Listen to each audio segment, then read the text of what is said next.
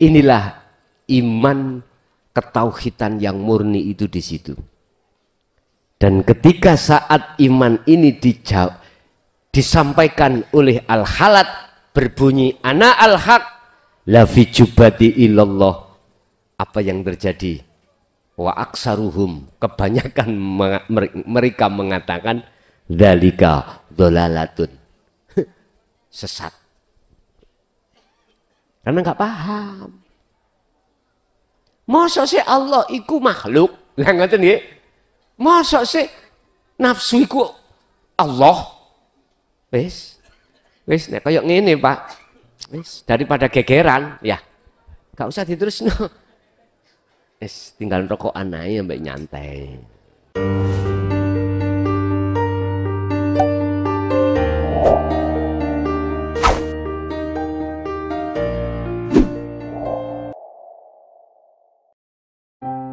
Assalamualaikum warahmatullahi wabarakatuh.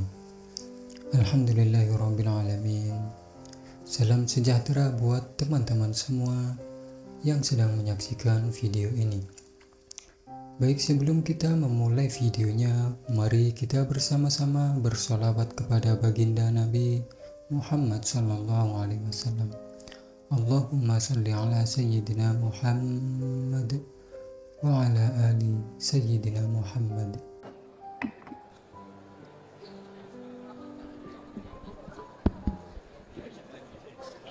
Assalamualaikum warahmatullahi wabarakatuh. Dari Pandaan, Yai, yang saya tanyakan, zaman sekarang itu kan sudah susah untuk cari atau bikin gubuk dengan banyaknya perumahan atau kaplingan di sebelah-sebelah kita. Apakah bisa kita membersihkan satu kamar dalam satu rumah itu untuk meditasi atau kholwat itu? Dan yang kedua, apakah bisa seperti saya sebagai pemula murid dari Yai Mukhlason untuk berkholwat, dikarenakan kliknya saya itu seperti konsletnya lampu yang saya alami, yang saya pelajari selama istilahnya ta'lim di Yai Mukhlason. Jadi kliknya itu masih pebiar gitu. Terima kasih. Wassalamualaikum warahmatullahi wabarakatuh. Waalaikumsalam warahmatullahi wabarakatuh. Memang kita masalah tempat terbatas, Pak. Apalagi yang ada di perkotaan. Apakah diperbolehkan atau bisa kita mengkondisikan satu kamar di rumah kita untuk melakukan kholwat? Bisa. Itulah nanti para ahli tasawuf mengatakan min asrofil majalis, tempat yang disucikan. Kalau bahasa syariat, tempat yang dibuat iktikaf. Itu bahasa syariat. Dan atau lah ini kamar itu jenengan kasih gua, berarti sampai duduk entah niku dengan ukuran berapa. Jadi kamar di atas itu bisa digunakan oleh keluarga kita, cuman di bawahnya kita gunakan. Boleh seperti itu. Tapi ya gitu, ya sondok rekoso. Artinya sondok rekoso kita butuh tenaga, butuh biaya. Nah kalau nggak ada, dan atau lakukan seperti codot di atas kamar plafon, kan bisa, Pak, ya? Bisa dikasih papan atau gimana. Mungkin anak sampean tidak sepaham, bapak mau gendeng ini mau jadi codot ya, nggak apa-apa, apapun termasuk tempat manapun monggo. Sebab Allah itu tidak hanya ada di pondok, di kamar, di gua, dimanapun itu Allah ada. Fa aina ma tuwallu fa thamma wajhullah. Dimanapun kau menghadap, di depanmu ada wajah Allah. Nggih, saged lah. Terus yang kedua terkait biurpet iku piye?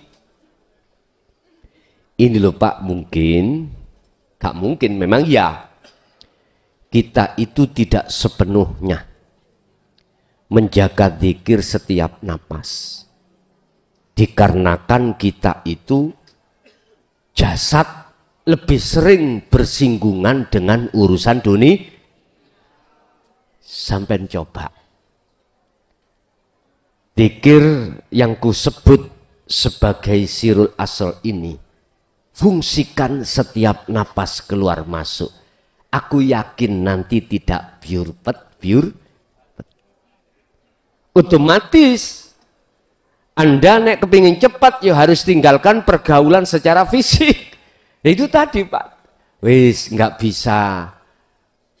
Misalkan yang model seperti ini nggak bisa 40 hari karena kita memang pekerjaan tiap hari. Mana itu waktu yang free? Sampai ini nggak kerja free, nggak apa, bisanya 1 hari 1 malam, monggo gunakan setiap waktu free itu digunakan untuk itu caranya. Nah nek kepingin sampai iku lekas cepat biar gak biurpet yo frekno kabeh dino iki. Haji hari demi hari itu kita itu free dari semua pergaulan, begitu. Oke, ada lagi? Naik.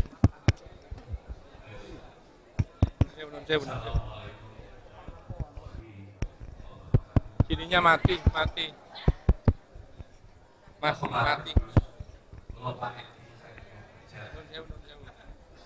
Mati Pak. Pertama, kula nyuwun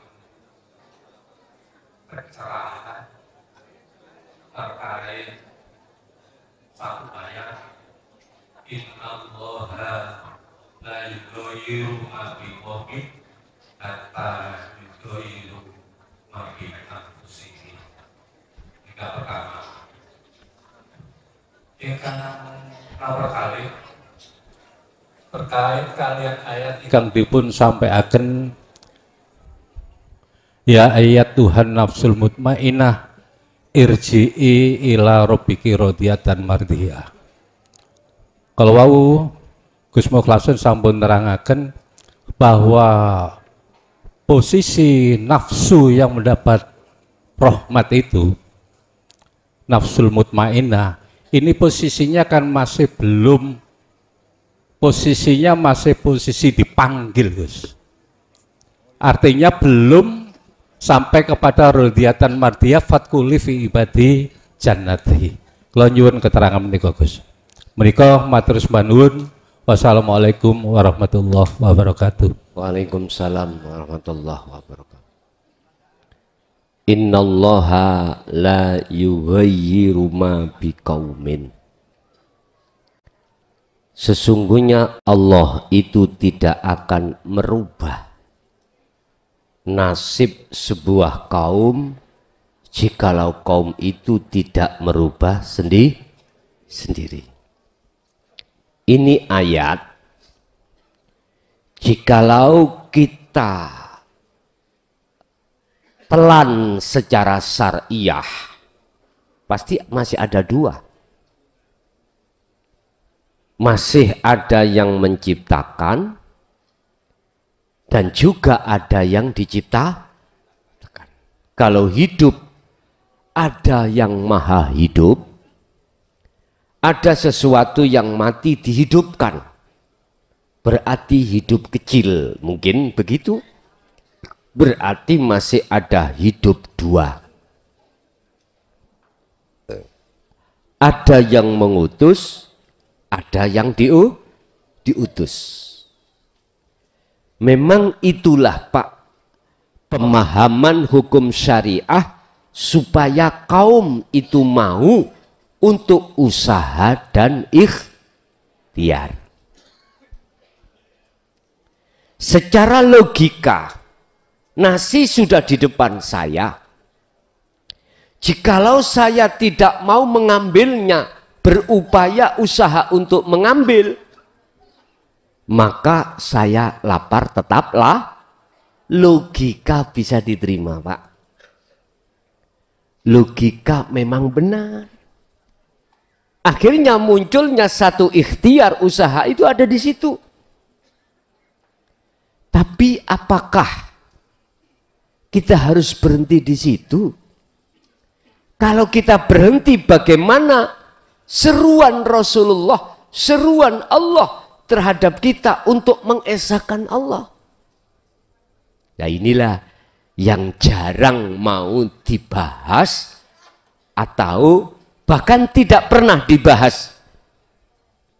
Akhirnya kita hanya memakai sistem satu saja secara akal, tapi satu iman tidak ada. Tidak ada. Lah, kalau kita tarik dari sisi iman lewat dinut tauhid, maka ayat ini mengandung pengertian innallaha. Allah ini, tak keluangan nih Pak ya, antara Allah dengan bi anfusihim.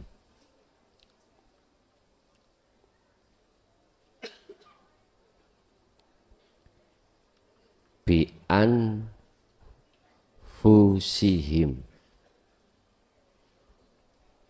Anfus itu kan dari nun fa sin. Berhubung di sini kembalinya marjeknya kepada kaum, pakai hum.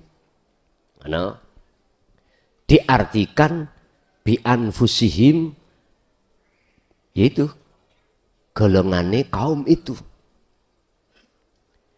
Terus sekarang kalau kami tarik antara dari sisi hakikat, antara Allah nama dengan nafsu, apa bedanya?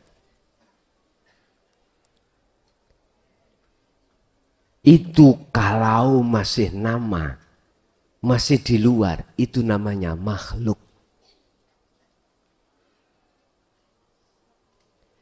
Loh Gus, berarti Allah itu makhluk.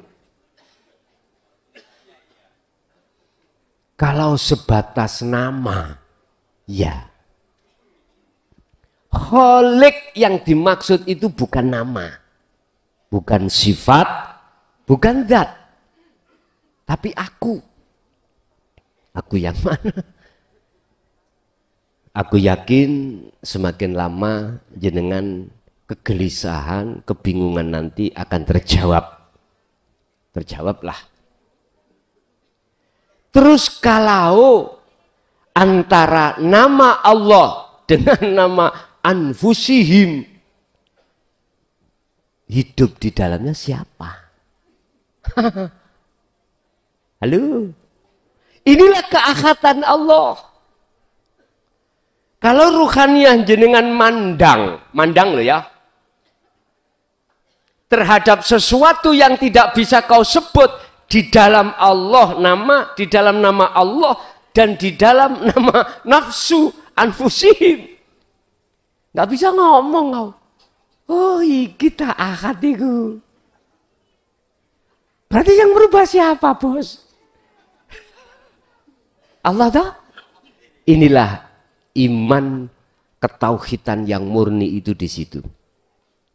Dan ketika saat iman ini disampaikan oleh al-halat, berbunyi ana al-haq la fi jubati illallah, apa yang terjadi?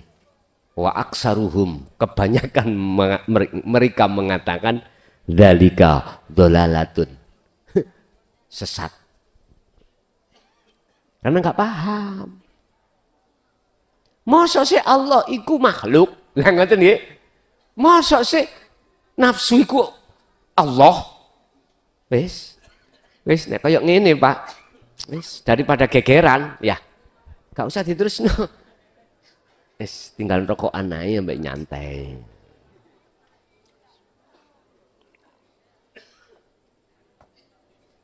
Jadi Pak, Ini kacamata syariat sudah benar. Karena kacamata syariat memandang makhluknya, zahirnya. Memandang makhluknya. Sehingga di situ mesti ada dua. Ada Allah, ada kaum. Sesungguhnya Allah tidak akan merubah nasib sebuah kaum jikalau tidak kaum itu sendiri yang merubah. Berarti kalau kita sikapi dari sisi syariat, terkesan makhluk ini punya daya upaya bisa merubah nasib. Inilah Pak, mohon maaf, wajib muncul ikhtiar usaha di dalam hukum syariat itu di situ, dan itu tidak salah.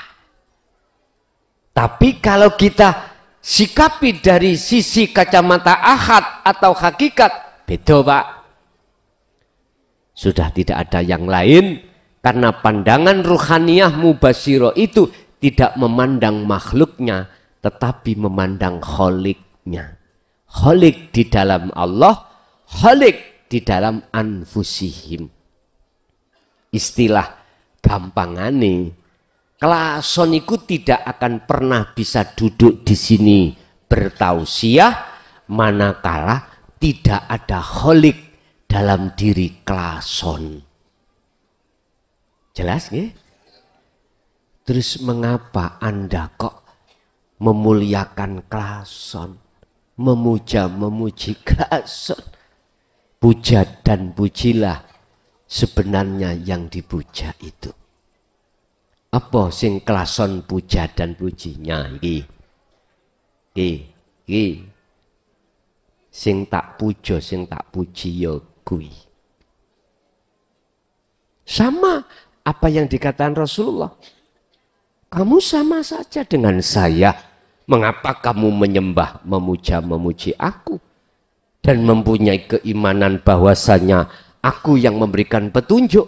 Padahal yang memberikan petunjuk adalah Allah. Buka di dalam surat Al-Qasas ayat 56. Ya, 56. Al-Qasas ayat 56. Innaka, sesungguhnya kaum Muhammad,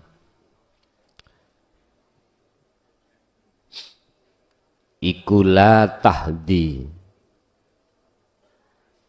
tidak akan pernah bisa memberikan petunjuk. Iku langsung Muhammad loh Pak, gak tember-tember toh. Innaka la tahdi man ahbabta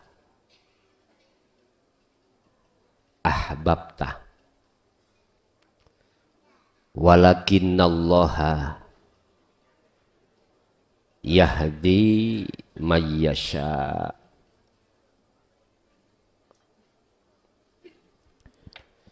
Sesungguhnya kaum Muhammad ikulah tahdi, tidak bisa kau itu memberikan petunjuk man terhadap orang ahbabta, sekalipun orang yang kau cintai.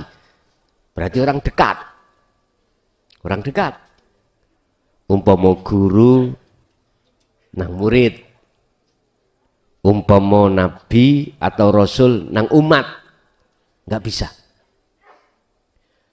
Lah terus siapa?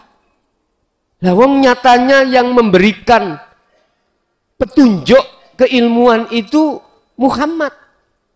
Iku lho Pak, kucluke awak dhewe. Melihat makhluknya dengan ainul basyariyah kita.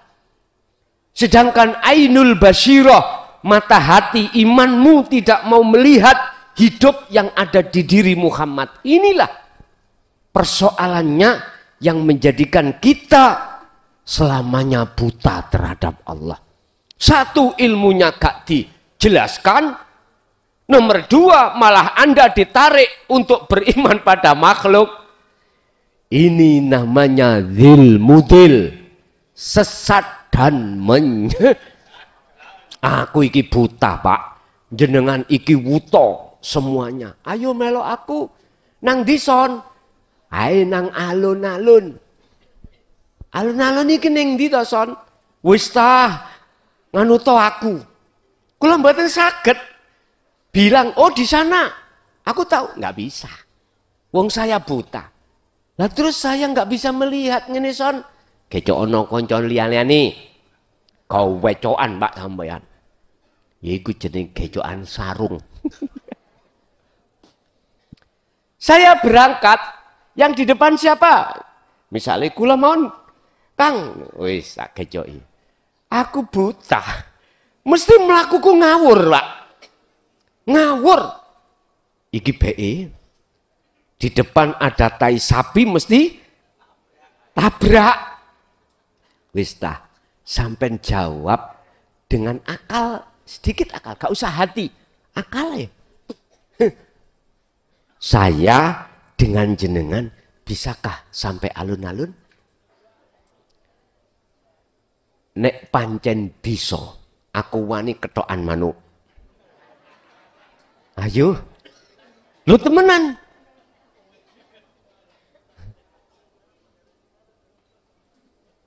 Akal siapapun jawab tidak akan pernah bisa. Loh iku ada orang sulapan nih kalau Pak, tahu sulapan ya? Dicawancang seret gitu. Terus mbuh trike apa? Sampen iku gak ngerti iku ono trike sing sampean gak ngerti. Masih merem kok yo iso bedek. Iki abang iki jo lu ono trike Pak. Niku namanya ilmu sanjipa.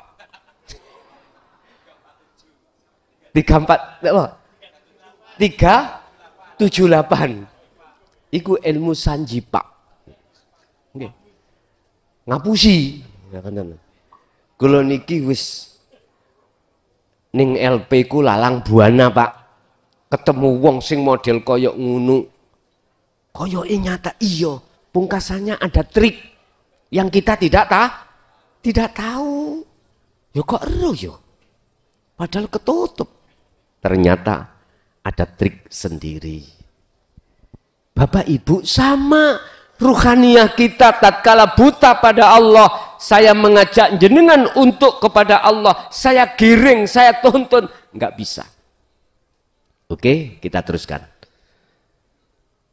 Sesungguhnya kaum Muhammad itu tidak bisa memberikan petunjuk terhadap orang lain sekalipun itu orang dekat kamu. Lah terus siapa? Walakinallaha lan tetapine utawi Allah iku yahdi kang bisa aweh petunjuk sapa Allah man terhadap orang yasya'ui kang menghendaki sapa Allah ing man. Ini berarti di balik Muhammad itu ada Allah. Ngoten lho, paham ya? Jadi Muhammad makhluk ini sampai kapanpun tidak bisa. Nggak bisa menolong, nggak bisa mensyafaati. Bila mana Allah tidak salurkan syafaat terhadap Muhammad. Jelas nggih? Padha ambek ngeten, Pak, tak kasih tahu. Ada seseorang yang tidak percaya wujudnya Allah. Ini. Itu dia ke tengah lautan, bawa perahu. Oke. Di situ diombang-ambingkan oleh ombak. Mau jatuh. Bahkan sudah jatuh. Tapi belum tenggelam. Ada nelayan datang. Duk. Menolong. Dia bilang, aku nggak mau minta tolong kecuali Tuhan Allah. Dia nggak percaya kalau adanya Allah, adanya Tuhan. Kalau tidak Tuhan yang menolong saya tidak mau. Kembalilah nelayan pulang. Lagi Pak, ada orang yang ingin menaklukkan benua. Nah, perempuan pisan, ya. Ketemu, ditolong, nggak mau. Saya tidak mau ditolong siapa-siapa. Saya hanya mau ditolong oleh Tuhan. Oke.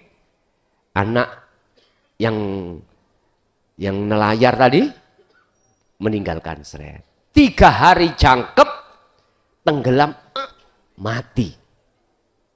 Terus ditanya, mengapa kamu dulu, ini di alam lain, umpama Allah yang bertanya, hai fulan, mengapa dulu kamu itu ditolong Allah nggak mau?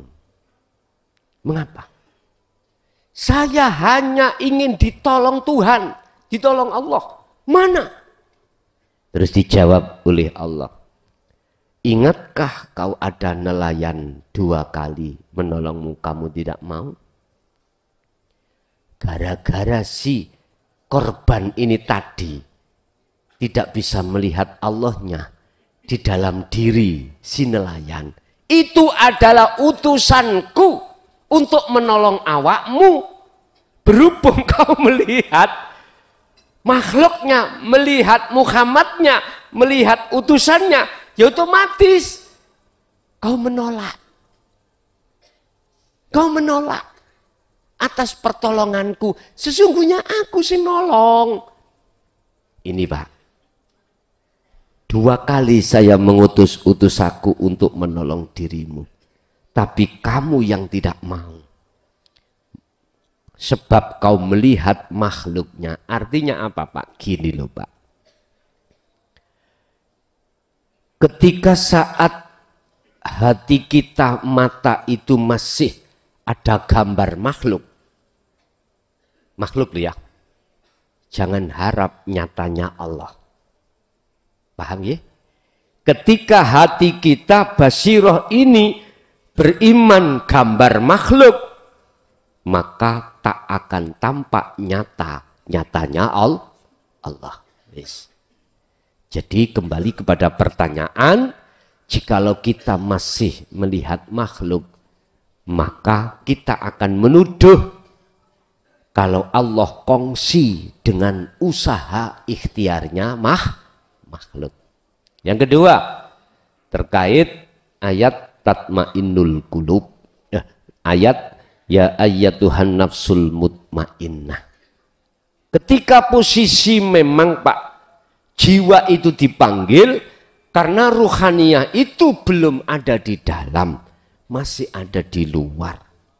Akhirnya tidak disebut ruh, tapi disebut nafsul mutmainnah, jiwa yang damai.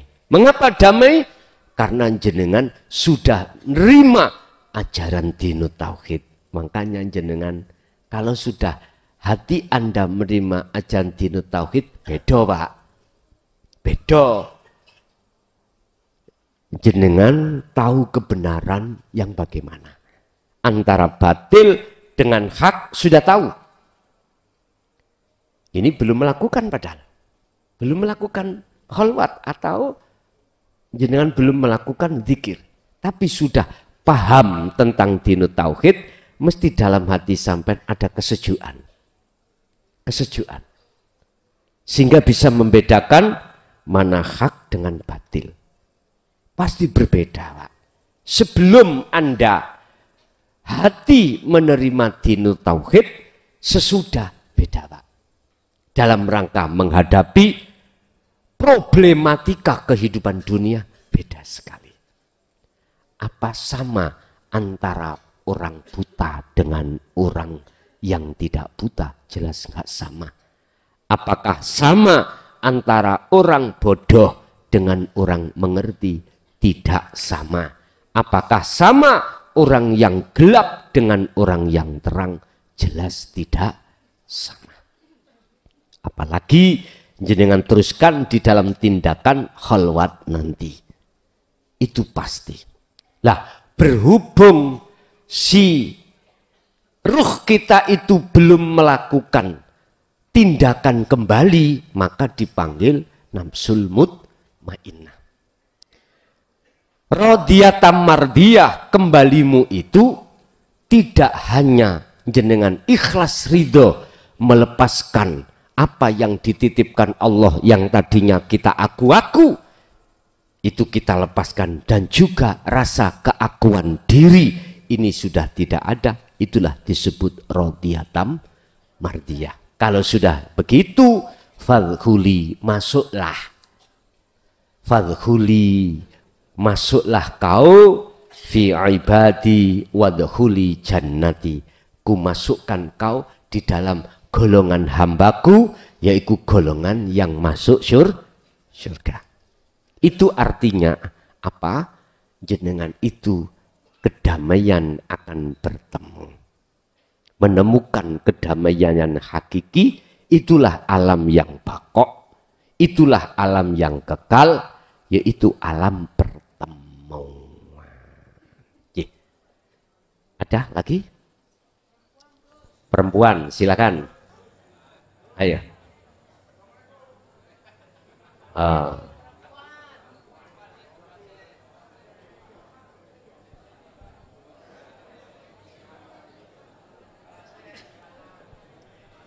Gak apa-apa, perempuan selalu ngantuk, Pak.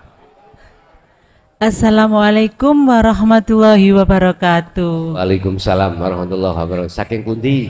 Saking Jalatunda Nyetis. Jalatunda. Gedangan Jalatunda Mojokerto.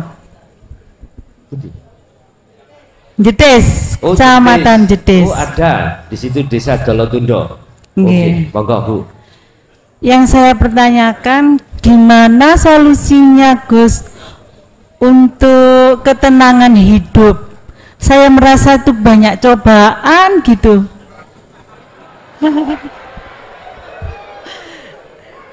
Iya, soalnya yang saya hadapi itu banyak sekali Gus penderitaan, sakit-sakitan juga gitu loh. Saya pengen ketenangan hati dalam keluarga juga dalam masyarakat. Pun matur mawon Gus nggih. Assalamualaikum warahmatullahi wabarakatuh. Waalaikumsalam warahmatullahi wabarakatuh. Innama amwalukum wa auladukum fitnah. Selagi kita itu ruhaniyah terkurung di dalam jasmaniyah, pasti ujian itu bertubi-tubi.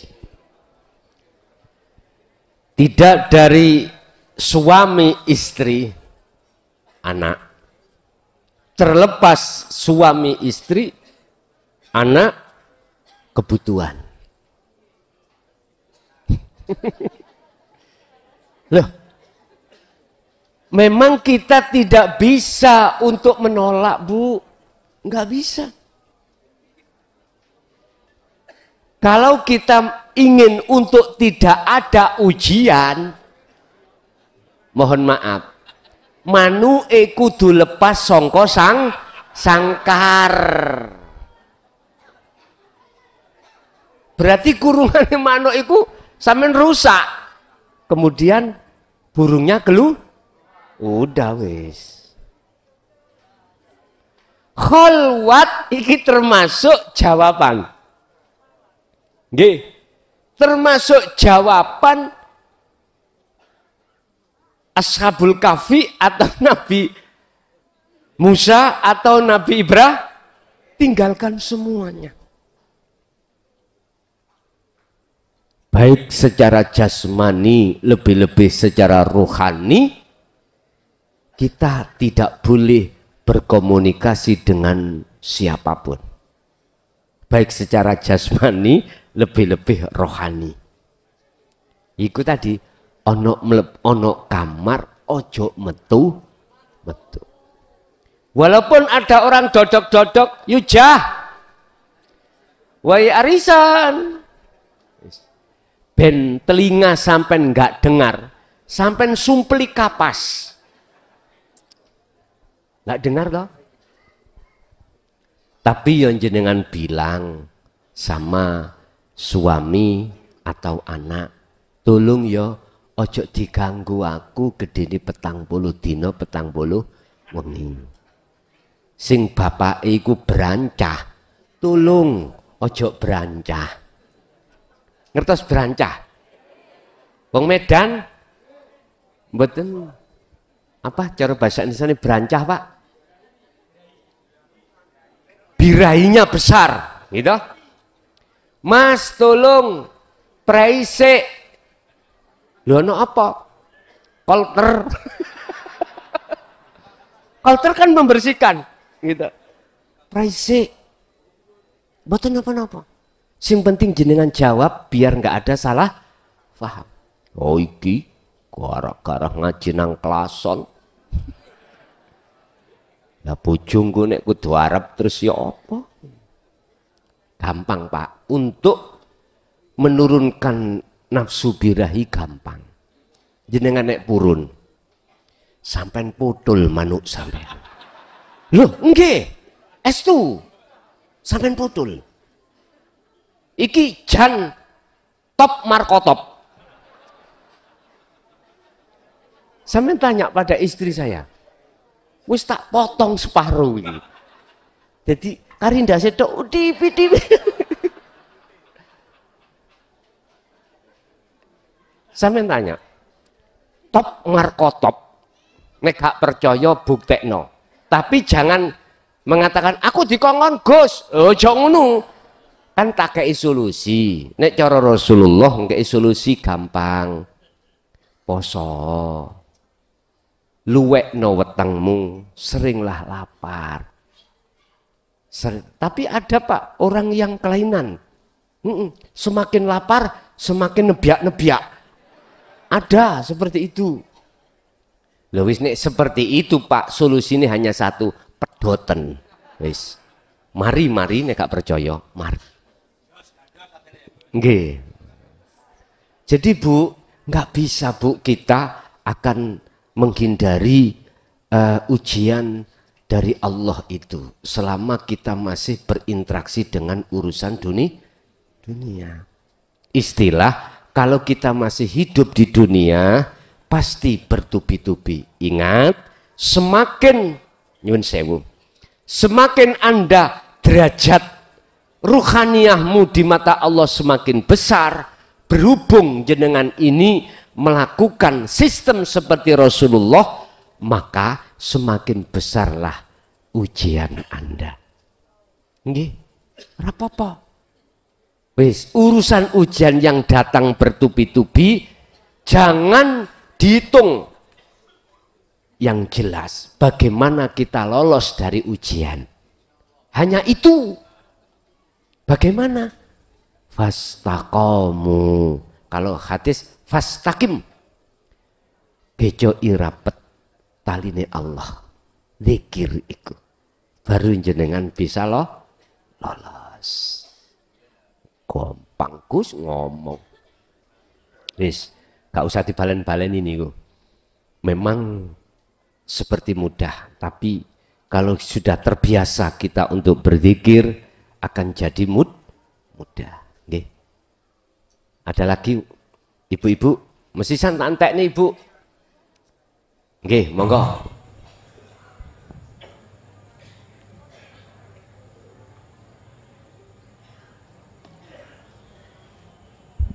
Assalamualaikum warahmatullahi wabarakatuh.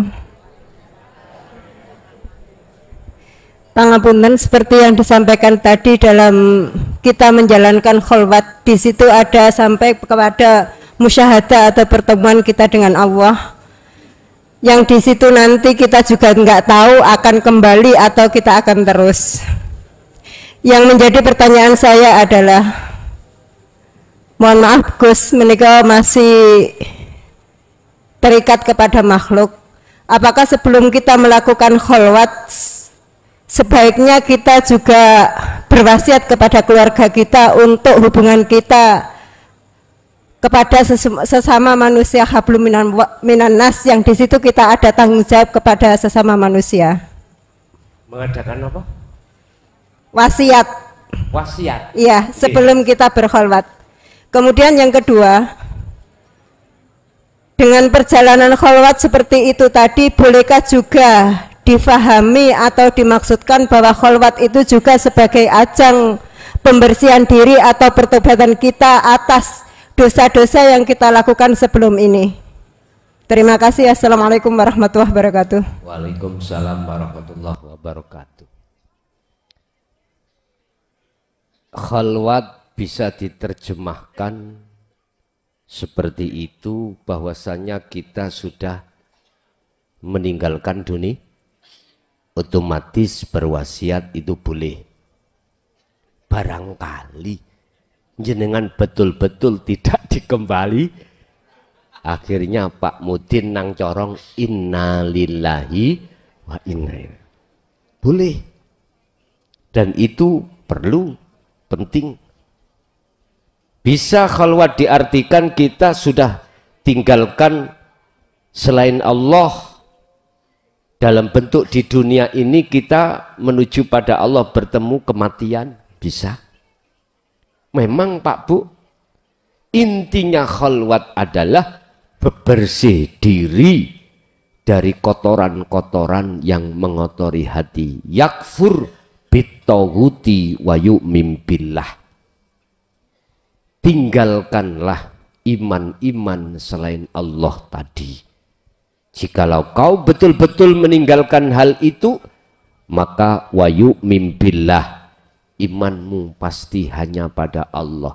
Bahasa pertemuan, jikalau kau tinggalkan selain Allah, maka kau akan bertemu Allah. Siapa yang berjalan ke arah barat, semakin lama arah timur pasti kau tinggalkan. Siapa yang hatinya semakin pada Tuhannya, maka hatinya akan semakin jauh meninggalkan perkara dunia. Coba sampai berzikir terus, nantikan hatimu akan bisa melepaskan cintanya terhadap selain Allah. Itu pasti. Nggih. Masih ada, Ibu? Cukup? Yang tobat? Oh ya, apakah khalwat itu bisa diartikan sebagai tobatan nasuhan? Memang betul. Taubat, hati sampean tidak akan beriman pada selain Allah yang sudah kita imani sejak dulu tadi. Ya dah? Otomatis inilah yang disebut taubatan nasuha. Taubat yang murni, tidak akan syirik, tidak akan beriman, tidak akan bermaksiat hati ini pada Allah Subhanahu wa taala. Ya. Monggo.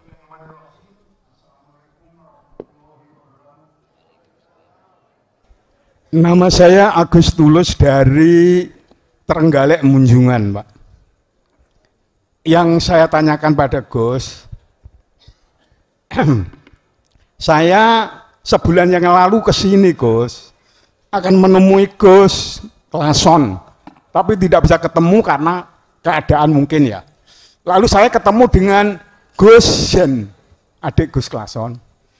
Lalu saya diarahkan untuk nanti saja, sabar Pak, ya gitu. Tapi saya sambil mencari pondokan, Pak, pondokan rumah kosong. Ternyata saya dibantu Gus Jen bisa mendapatkan rumah kosong di sebelah timur ini, Pak. Itu.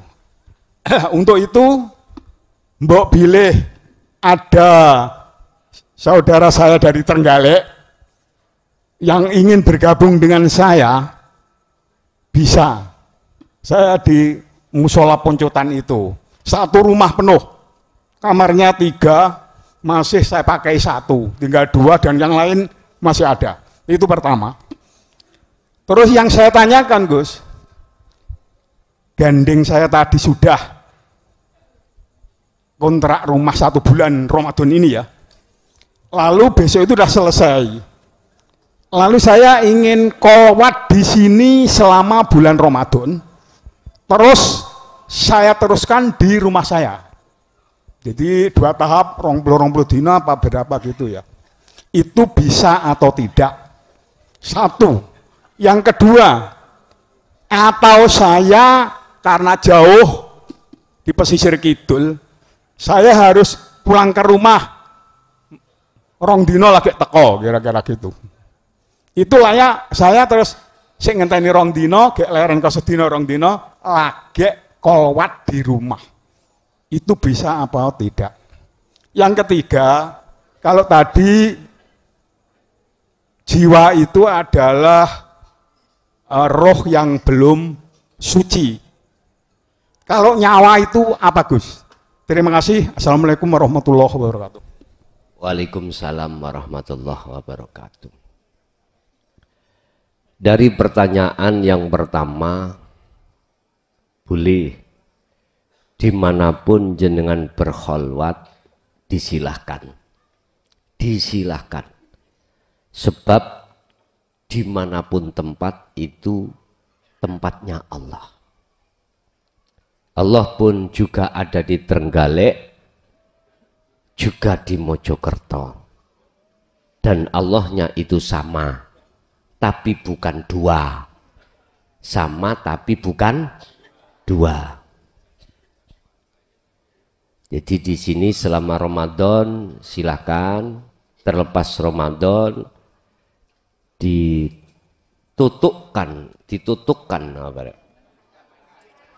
diteruskan di rumah, nggih monggo. Monggo. Dan atau apakah boleh wong perjalanan itu jauh? Jenengan itu nanti 2 hari baru nyampe di rumah. Jikalau yang sampean maksud itu pelepasan diri dari pengaruh-pengaruh dunia secara ruhaniah, jenengan berangkat dari Mojokerto untuk ke Trenggalek, di tengah jalan jenengan ini loh, di situ ada Allah enggak? Ada tak? Di tengah jalan ini loh. Sebetulnya ini tidak dikatakan terputus.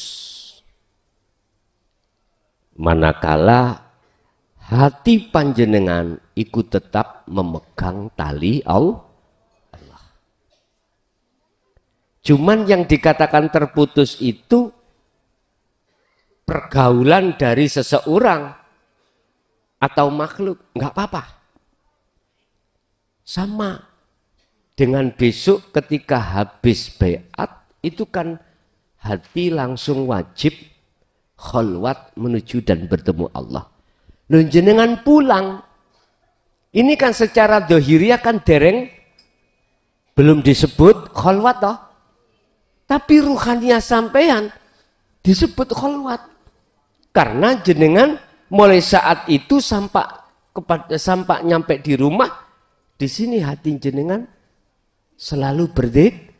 Nah, jadi walaupun secara jasmani ikut terputus, tapi secara rohani jenengan tidak terputus.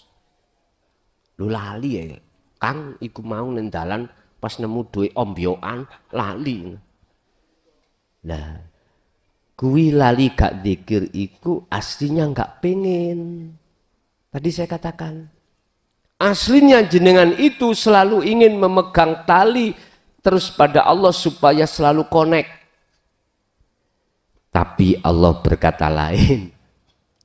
Bosok kita melihat duit ombyoan lupa. Gini aja, gak usah repot-repot. Yang membuat Anda lupa siapa? Jangan ngomong nafsu loh ya.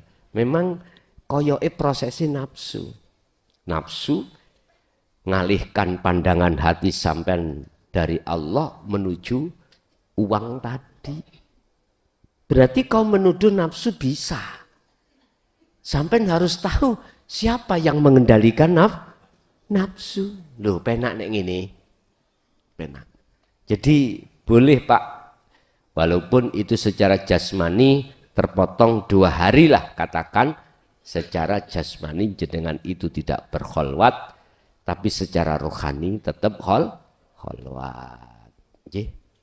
Itu yang pertama ya. Terus yang kedua, Ada yang kedua tadi. Ketiga. Oh, nyawa. Terus kalau jiwa itu ruh yang belum suci, terus bagaimana nyawa? Ini Pak, nyawa itu basa Jawa Pak, nyawa. Qur'ane ruh. Sama. Nyawa ya ruh, ruh ya nyawa. Begitu.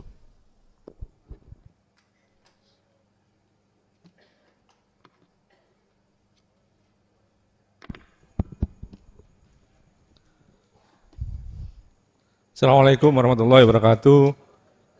Saya Abdul Aziz dari Sumeneb, Gus. Mau menyampaikan atau bertanya tentang yang pengertian yang saya dapat, bahwa kita melakukan riyadhah besok itu setelah baiat atau kolwat, Gus kan ngasih waktu 40 hari, di mana saya tangkap tujuan kolwat untuk wusul kita nyampe ke alam musyahadah. Seandainya kita dipercepat oleh Allah, mungkin dalam waktu 3 hari atau 10 hari kita udah wusul.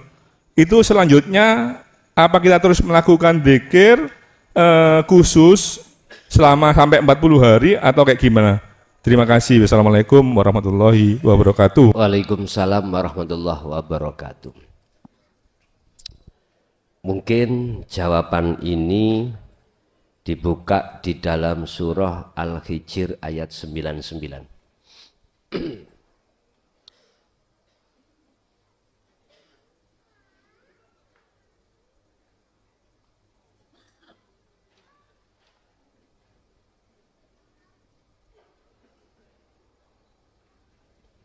Surat Al-Hijr. Surat keberapa Pak itu Pak? Tolong dibantu.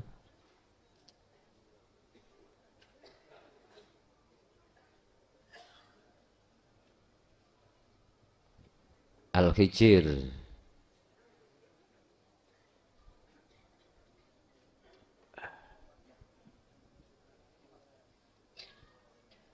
Surat ke-15. Oke. Dibuka ayat yang ke-99. Surat yang terakhir, ayat yang terakhir. Wa'bud rabbaka hatta ya'tiyakal yaqin. Ini proses Rasulullah ketika menyampaikan dinul haq. Terus Rasulullah itu mendapatkan cacian dari umat.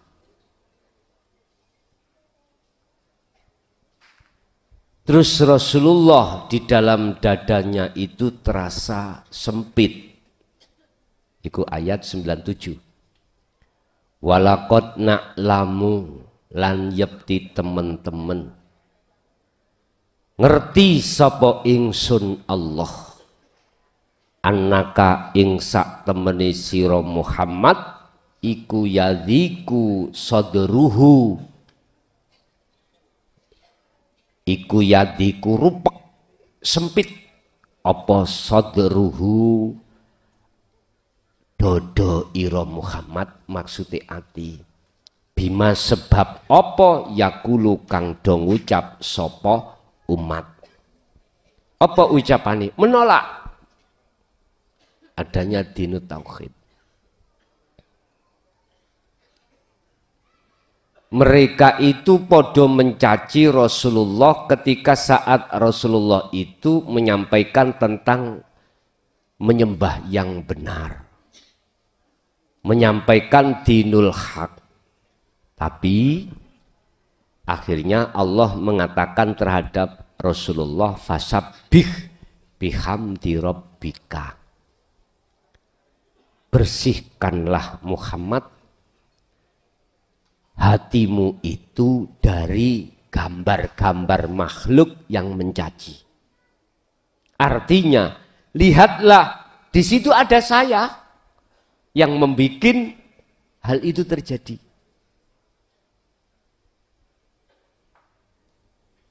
Wakun minas sajidin, dan jadilah engkau di antara orang yang bersujud.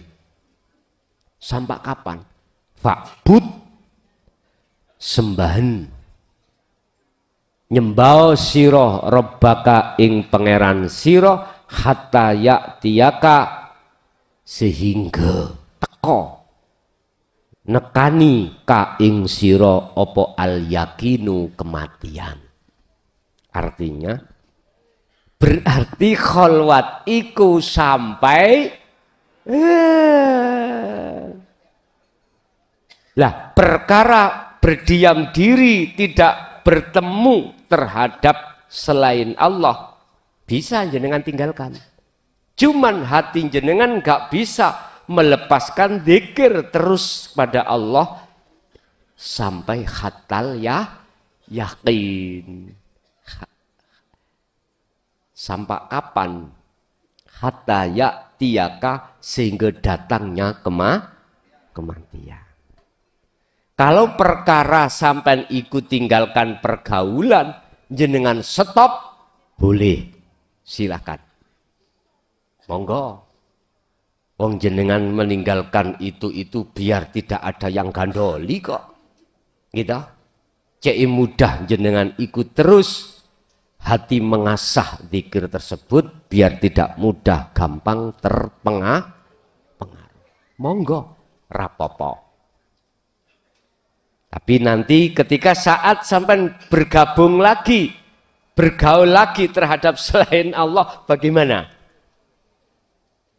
Kalau nanti ditengarai kok sering kecolongan, ya bali omane. Itu menurut saya. Tapi bukan berarti jenengan tidak boleh untuk tinggalkan nggon khusus, atau jenengan bukan berarti tidak boleh untuk masuk lagi. Ndak. Itu terserah Gusti Allah bimbing terhadap Anda nanti. Nanti jelas hati sampean itu dikerentek nih Allah bagaimana. Disuruh masuk lagi nggih, sampean turuti, mesti ada kerentek Pak. Mesti ada kehendak Allah. Atau tidak, yaudah sing penting mengalirlah. Enak. Ye, masih ada?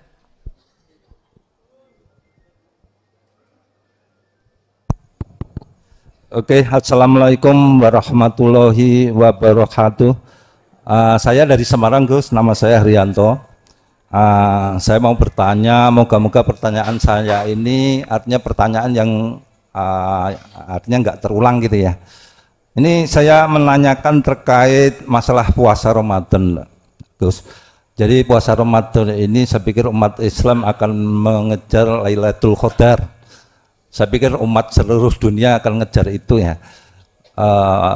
Untuk mendapatkan Lailatul Qadar yang artinya malam kemuliaan, itu mungkin secara pandangan umum artinya malam yang lebih baik daripada malam 1000 bulan, bahkan itu sampai jadi hitung-hitungan mungkin secara syariah ya, artinya sampai ngitung 1000 bulan itu mungkin dihitung mungkin lebih daripada 80 tahun, artinya umur umat Rasulullah plus bonus gitu ya. Jadi artinya gini, Lailatul Qadar ini artinya bagi yang beruntung mendapatkan itu, yang saya pahami artinya orang yang sudah mendapatkan hikmah dan hidayah. Artinya hikmah itu dibukakan barangkali Al-Quranul Qadim ya. Terus mungkin hidayahnya itu apakah itu suatu kewusulan? Artinya apa? Kalau memang hikmah dan hidayah itu istilahnya kan kemaripatan. Artinya umat Islam secara umum ketika mungkin 10 hari terakhir ya, bahkan dipilih hari ganjil gitu ya, itu melakukan itikaf, bahkan disuruh melakukan zikir itu ini, artinya kalau tidak ditempuh secara hakikat makrifat, artinya itu kan sulit untuk mendapatkan kewusulan. Itu yang saya tanyakan, Dus. Artinya tolong nanti dijabarkan secara luas, secara hakikiyah itu terkait dengan Lailatul Qadar.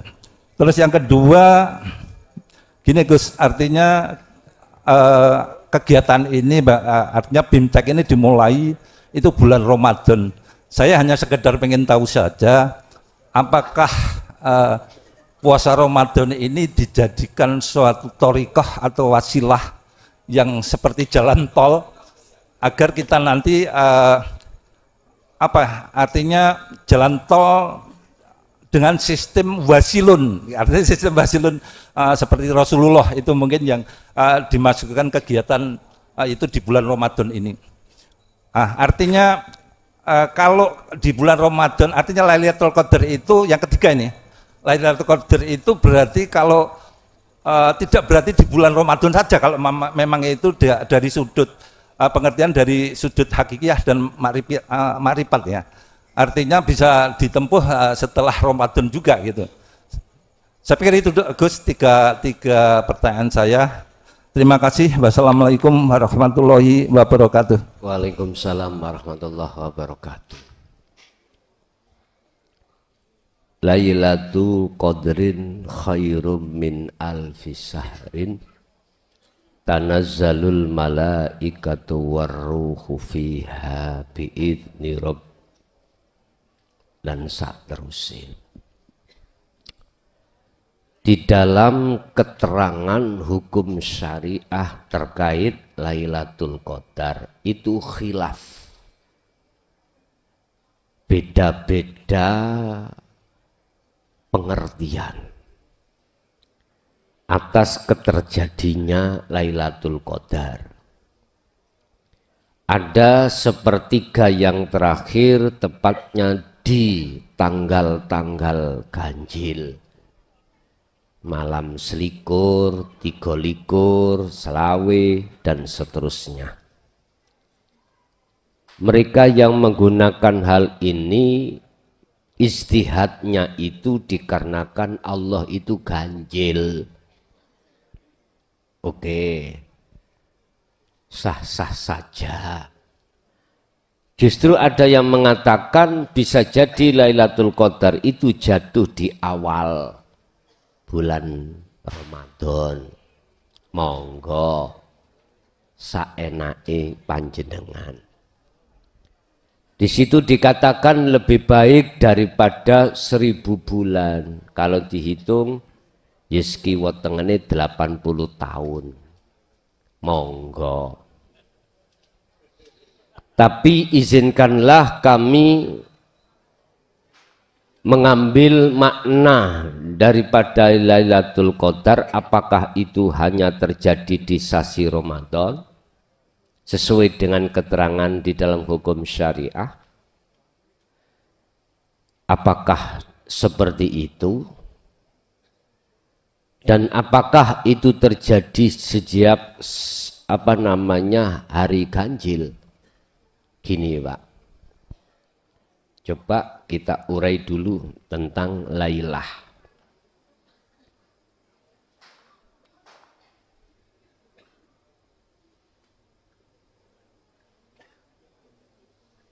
Lailah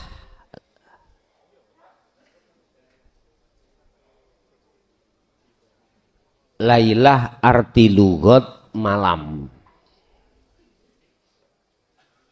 Secara hakikat bukan malam seperti malam-malam ini, enggak.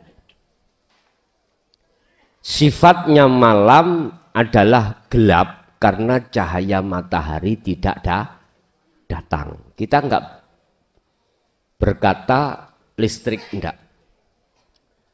Dikatakan malam itu karena matahari itu tidak keluar, otomatis gelap. Mohon maaf, siapa yang hatinya menggelapkan perkara-perkara nurullah, cahaya matahari, nurullah berarti makhluk. Artinya gelap dari nurullah itu tidak ada.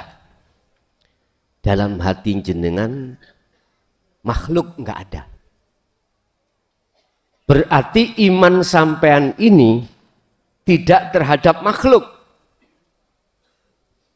Di dalam segi aspek apapun. yang menciptakan, yang menggerakkan, yang apapun. Tetapi Allah, ini namanya lailah. Jikalau hati yang seperti ini, maka persis seperti codot atau kelelawar. Keluarnya mesti waktu malam. Karena yang namanya codot atau kelelawar, matanya itu memakai cahaya ultraviolet. Jadi kalau ada lampu, langsung peteng, gelap, geladap. Qadrin adalah ketetapan Allah. Berarti siapa yang hatinya makrifat pada Allah, itulah dia yang mendapatkan Lailatul Qadar. Berarti tidak terikat dengan bulan, tidak terikat dengan masa. Enggak. Ingat, kita bicara tentang siwak. 1 rakaat sholat kita bersiwak.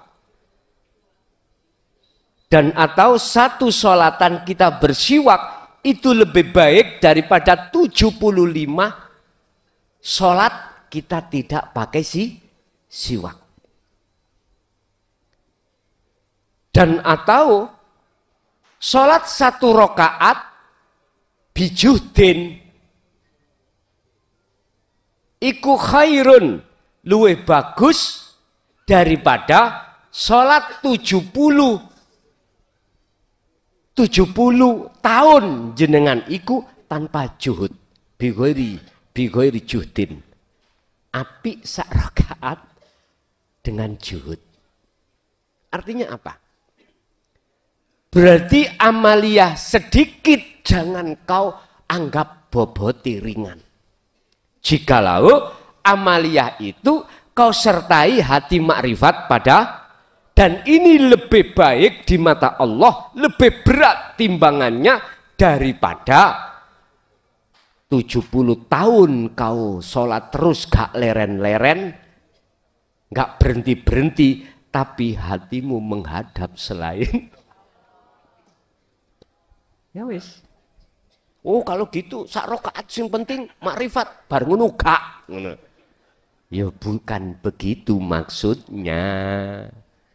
Ini adalah perbandingan gitu loh. Jadi Lailatul Qadar miturut indah ahli syuhud setiap waktu, Pak. Setiap waktu. Lebih baik 1000 bulan daripada orang-orang yang beribadah tanpa makrifat pada Allah. Dong nggih? Dong ya? Dong. Berarti kesimpulannya luweh apik biji kacang 1 bijinya daripada kulitnya 1 hektar. Kulitnya saja lebih baik 1. Ini apalagi dibanding sama-sama sak hektare. Ibu-ibu biasanya punya ingon-ingon ayam. Nggih? Ketika jenengan ngengkremke telur terhadap induk ayam. Mohon maaf. Ini kalau enggak ada lasnya jadi enggak? Sampai dadar enggak? Sampai dadar. Dimakan. Percuma. Lebih baik mana jenengan iki mengkremkan. Apa sih mengkremkan iki? Mengekramkan telur 10 terhadap induk ayam, tapi ini semua buan. Lebih baik 1 tapi jadi. Jujur. Jenengan ojo tersinggung enggak? Wallahi. Lebih baik santriku mek sitok. Tapi dadi daripada ribuan buan kabeh. Wis, sampean sikapi dhewe. estu. Tapi bukan berarti kita tidak ada pilihan lain. Banyak tapi lah piye carane? Lah Nur Muhammad sudah ditaruh Allah berupa ilmu. Setelah ilmu jenengan dapatkan, yaitu Nur Muhammad, amalkan, laksanakan kholwat itu. Inilah bentuk namanya ayam itu, namanya ayam, ngengkremi telur. Sampeyan tanya, filosof mengapa induk ayam ketika ngengkremi golek lanangan enggak? Halo? Boten. Makan dia juga dikurangi, tapi satu nelek pisan ambune, Masya Allah. Tapi ketika keluar dari tarangan, sarangnya, petik jago oper-oper. Tapi dia tidak mau, ingin kena, lari, naik lagi dia. Artinya jenengan kalau bisa ketika kholwat ojo golek lanang, sing lanangan ya ngono, ojo golek ibuke. Wis paham nggih? Mangan dikurangi tegese poso. Maksudnya puasa. Wis dah jaya baru enak. Gur poso tonto. 1 bulan 1. Kalau apa 3 hari, enak. Ada yang kejam loh Pak. Mulai kholwat wajib gak makan. Sampai kapanpun. Wih. Golek mate ya apa? Ndak. Memang Pak Bu, puasa itu ada nilai tersendiri untuk mendorong jenengan. Termasuk jenengan selalu memegang hadas kecil dan besar. Itu juga faktor aja secara proses. Ya. Jenengan terus berzikir itu juga faktor proses. Tapi kalau sudah sampai bertemu Allah, Gusti Allah dawuh ngene. Dawuh begini. Bukan perkarane posomu, ya. Riyadhah dan zikirmu terus kamu saya tarik di musyahadah enggak? Semua karena rahmatku.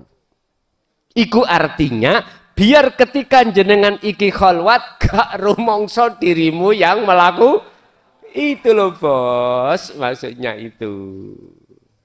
Yes.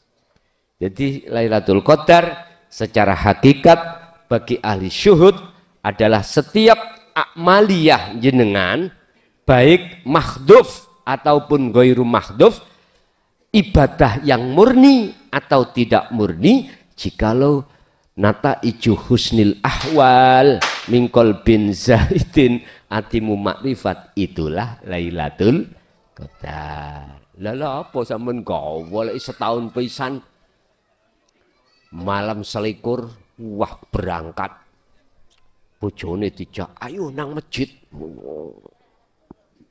ana kuno riya takabur iku muncul, aduh tak guyu ae.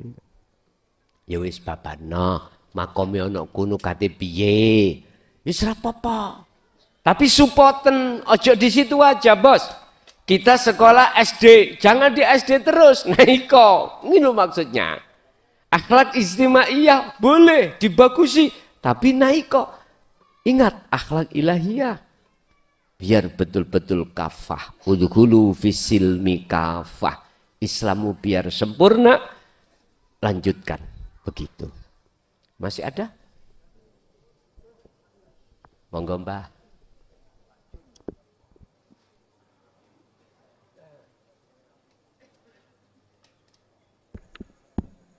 Assalamualaikum warahmatullahi wabarakatuh.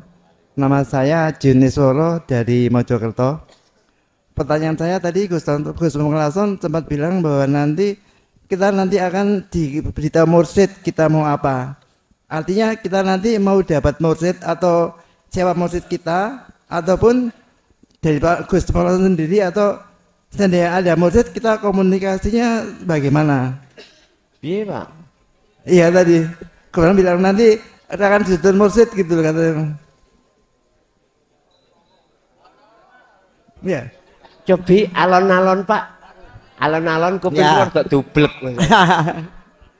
Tadi Gus Molason bilang bahwa nanti kita kalau kolwat nanti tergantung mursyidnya mau nyuruh apa gitu loh. Oh gitu. Nah, artinya apakah kita nanti dapat mursyid atau kita nanti siapa tahu mursyidnya, terus komunikasinya pakai apa ya dengan mursyid itu gitu loh. Oh ngada Yeah. komunikasi. Nggih.